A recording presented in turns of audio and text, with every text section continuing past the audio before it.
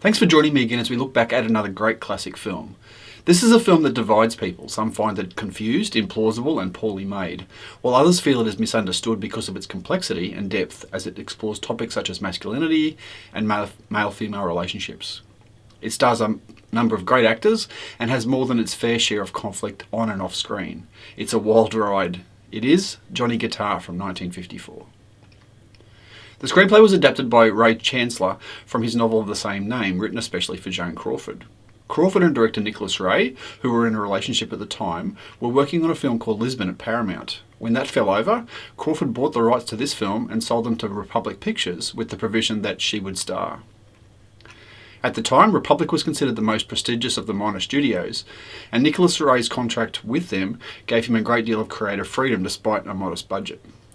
Philip Yordan was hired for a complete rewrite of the script and to front for the blacklisted Ben Maddow. Yordan and Maddow in turn gave Joan Crawford a larger role in the film. Robert Mitchum was considered for the title role, but RKO wouldn't loan him out. Sterling Hayden was an unusual choice for the role as he didn't know how to ride a horse, how to play the guitar, and did not care for the film. Crawford wanted either Bette Davis or Barbara Stanwyck for the role of Emma Small, but they were too expensive. Claire Trevor was unable to accept the role because she was tied up on another film, so Nicholas Ray brought in Mercedes McCambridge, a woman that Crawford was jealous of. Joan Crawford wanted Paul Newman to play the dancing kid, but the role went to Scott Brady. The movie is unusual for the production code era because the bad guys get away with crimes, including a lynching and the destruction of Vienna's saloon. As well as being a denunciation of mob rule, the film is considered to be full of repressed feeling about what constitutes man and why men fear women. Sterling Hayden was difficult to work with, and even Joan Crawford, who herself was quite difficult, called Hayden the biggest pill in Hollywood. Most people claim Crawford was always professional, generous, patient and kind, though she insisted that her close-ups only be filmed in the studio where the lighting could be rigidly controlled, with no close-ups shot while on location. During the shoot, the cast and crew were obliged to choose a side in the war between Crawford and McCambridge. Issues between them cropped up early, and there were hopes that this would add to the dramatic conflict. McCambridge was battling alcoholism, which contributed to the problems between her and Crawford, during a rage, drunkenly threw McCambridge's costumes into the street. Joan was also drinking a lot, and she liked to fight. After filming, McCambridge labelled Crawford a mean, tipsy, powerful, rotten egg lady, and Hayden said, "There is not enough money in Hollywood to lure me into making another picture with Joan Crawford, and I like money." Nicholas Ray wasn't happy during filming and on a number of occasions had to stop the car to vomit before getting to the set. His unpleasant experiences during the production were exacerbated by the mostly negative reviews from American critics when it opened.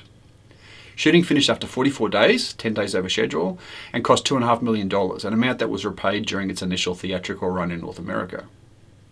Variety thought Crawford should leave saddles and Levi's to others, and that the film was only fair, with the characters never achieving much depth. Bosley Crowther of the New York Times drew parallels between Joan Crawford and Van Heflin in Shane, suggesting she had no more femininity than Heflin, was as sexless as the lions on the public library steps, and as sharp and as romantically forbidding as a package of unwrapped razor blades. Harrison's reports praised the film's true colour photography, with its mixture of romance, hatred, and violence gripping your attention throughout. Martin Scorsese believed contemporary American audiences misunderstood the film, while European audiences saw Johnny Guitar for what it was, an intense, unconventional, stylised picture full of ambiguities and subtexts that render it extremely modern. The film was acclaimed by Jean-Luc Godard and Francois Truffaut in Cahiers de Cinema. Truffaut described the film as the Beauty and the Beast of Westerns and was especially impressed by the film's bold colours, the poetry of the dialogue, and the theatricality of the cowboys dying with the grace of ballerinas. Pedro Almodovar paid homage to it in his 1988 film Women on the Verge of a Nervous Breakdown, where two of the characters are dubbers for the film into Spanish. Japanese film director Shinji Yayama listed Johnny Guitar as one of the greatest films of all time and would like to remake it someday. The film has influenced other filmmakers. There are parallels with Sergio Leone's Once Upon a Time in the West. Both saloon keepers may have been former prostitutes, and both own land where a train station will be built because of access to water. And Charles Bronson's character, Harmonica, like Sterling Hayden's title character, is a mysterious gunslinging outsider known for his musical nickname. While on the run, the murderous couple in Francois Truffaut's La Sirène du Mississippi go to a showing of Johnny Guitar in Lyon and discuss the film in the streets afterwards. The movie is mentioned by characters in Jean-Luc Godard's Pierrot Le Fou and in La Chinoise, while in Weekend, Johnny Guitar is a call sign uttered into a walkie-talkie. Johnny Guitar was adapted into a stage musical which debuted off Broadway in 2004. It was selected for preservation in the United States National Film Registry. It is one of the 1001 movies you must see before you die and is included on Roger Ebert's Great Movies list. As I said, this is a film that has divided people, so perhaps the best recommendation I can make is watch it for yourself and make up your own mind. So definitely, go to our website, find our virtual screenings page, find the link to this particular film, click on it and watch it. As always, see what you think, especially with this film. We'd love you to come back, share your thoughts about it, and whether you'd recommend it for others as well. And then we're back in the not too distant future for our next classic films review. Catch you next time.